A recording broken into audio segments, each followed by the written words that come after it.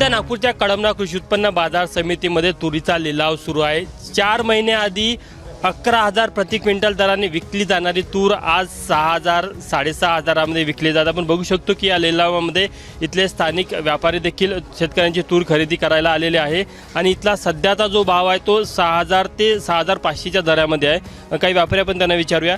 Sir, अचानक तुरीचे भाव खाली कोसळण्याचं कारण काय? कारण म्हणजे हे आहे की आता जे सध्या माल जे येऊन राहिले आहे ते ओले आहे, खूपच ओले आहे, 15% 16% आहे, म्हणून त्याचे भाव कमी आहे। आणि आता पुढच्या महिन्यात आवक जास्त होईल, माल चांगला येईल, मग भाव बरोबर भेटेल तुम्हाला। सध्या आजचा दर काय? आता तुम्ही समजा 65 ते पासून 73.5 विकली ना, आता 73 विकली आहे।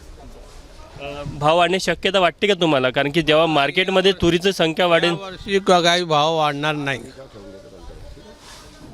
एकाएक म्हणजे 11,500 12,000 खाली आली एकदम 4 महिन्यात, त्याचं काय कारण वाटतं तुम्हाला? कारण म्हणजे त्यावेळी चांगला माल होता म्हणून विक्री होते। आता मालची क्वालिटी बी थोडी नरम आहे आणि ऑल ओव्हर इंडियामध्ये काही सर्व शहरात कमीच विकून राहिले आहे।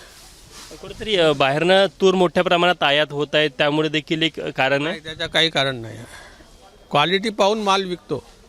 आता तुम्ही हे पाहिले ना, 65 विकले, वरती 73 विकली, होऊ शकते 74 बी विकून शकत। चांगला माल जसा जाईल तसा भाव भेटत। आता प्रमोद भाऊले विचारा। आपण बघू शकतो की सध्या नागपूरच्या कळमना कृषी उत्पन्न बाजार समितीमध्ये जो लिलाव सुरू आहे तुरीचा, त्यामध्ये 6,000 6,500 काही ठिकाणी 7,000पर्यंत तुरीला भाव मिळाल्याचं पाहायला मिळत आहे। तुरीची जी MSP आहे या वर्षाची ती 7,550 आहे। MSPच्या खाली देखील तूर विकली जात आहे। ही स्थिती कापूस असेल, हरभरा असेल, सोयाबीन असेल यांची देखील आपल्याला पाहायला मिळते की शेतकऱ्यांना MSP देखील मिळत नाही। त्यामुळे कुठेतरी परत एकदा शेतकऱ्यांचं जे संकट आहे ते वाढताना आपल्याला दिसत आहे। कॅमेरामॅन व्यंकटेश नायडूसह तुषार कोहळे, ABP माझा, नागपूर।